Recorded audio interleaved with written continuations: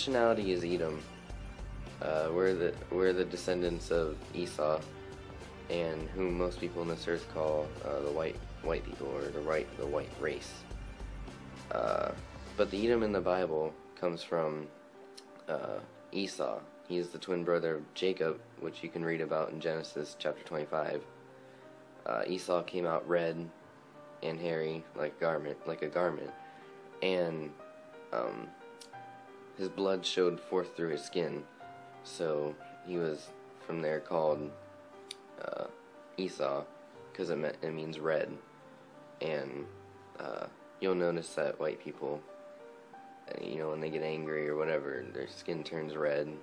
Any type of skin condition, it'll be red. It's a biblical description, so you can know who these people are in the earth at all times, but even these times, the end times. So yes, I am an Edomite. My thoughts on the Negroes or the so-called Negroes that are asleep in these times, it's kind of sad, but it's actually a really good thing. It's, number one, it proves that the prophecy of the valley of the dead bones, how could these people wake up from their sleep? At least we know that these people are asleep and now they're waking up. Now is the time that they need to wake up. Now is the time. It's getting pretty close, and they are waking up. But no, the Negroes themselves,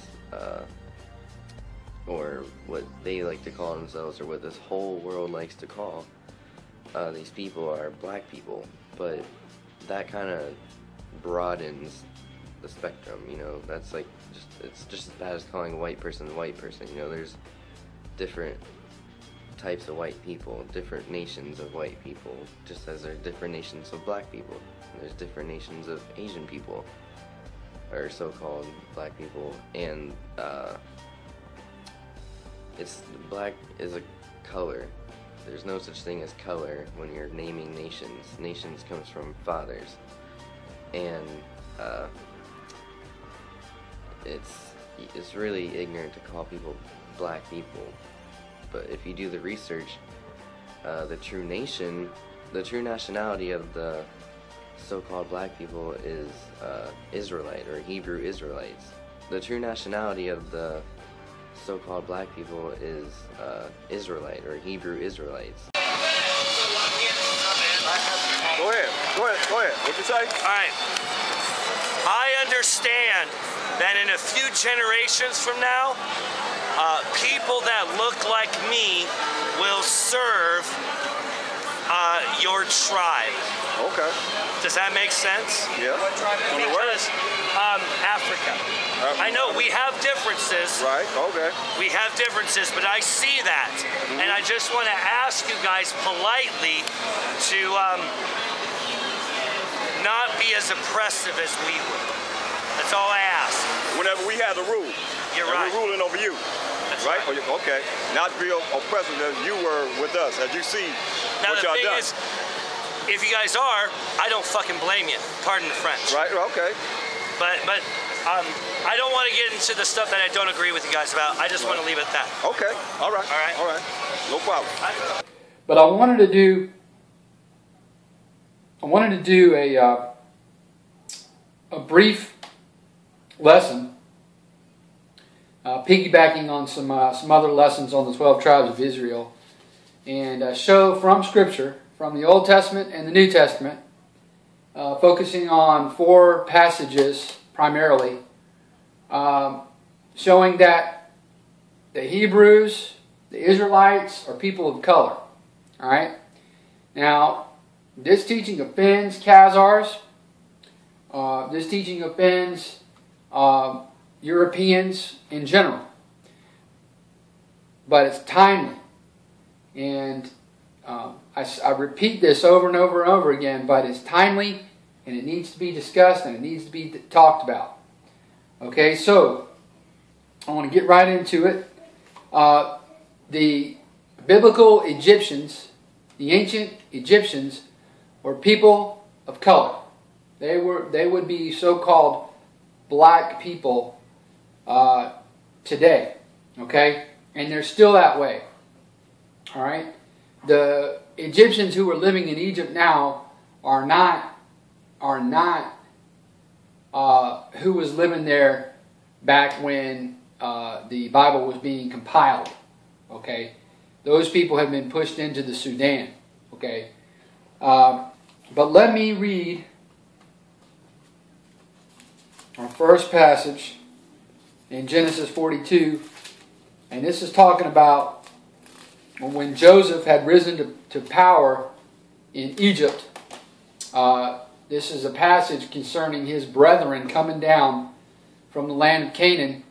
And because they were similar people, the Israelites and the ancient Hebrews and the Egyptians, because they were similar in features and characteristics, his own brothers couldn't tell him apart from the Egyptians. Okay? His own flesh and blood. Alright, let's read it. Genesis 42, verses 4 through 7. Okay? But Benjamin, Joseph's brother, Jacob, sent not with his brethren, for he said, lest peradventure mischief befall him. And the sons of Israel came to buy corn among those that came, for the famine was in the land of Canaan. And Joseph was the governor over the land. And he it was sold to all the people of the land. And Joseph's brethren came and bowed down themselves before him with their faces to the earth. And Joseph was a high-ranking official. He actually rose to second in command behind Pharaoh before it was all said and done. Okay, the second most powerful man on the earth. Okay. And verse 7. And Joseph saw his brethren, and he knew them, but made himself strange unto them, and spake roughly unto them.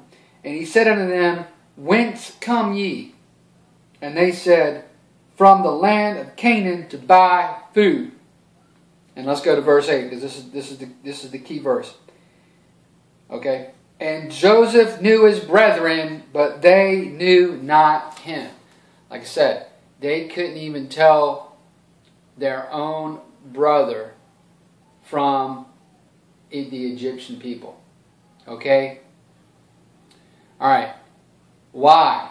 Obviously, we're going to find out why here as we go along. It's because they were similar in color. Okay? The true nationality of the so-called black people is Israelite or Hebrew Israelites. And they're a nation of people who descended from Jacob, who was later named Israel, who had 12 sons who became the 12 tribes who multiplied into the uncountable number of Israelites that are as the sands of the seas today. Can't count them, there's so many. Yes, they are Hebrew Israelites. And that's not a religion, that's not a cult, it's strictly a nationality bloodline of people. And it's that simple. They're a bloodline, and you cannot convert into being an Israelite. You can't, change to be an Israelite. You are what your father was, what your forefathers are. I can't claim to be an Israelite because I know for a fact that I'm an Edomite. Israel was not my forefather. Esau was, based on the biblical descriptions.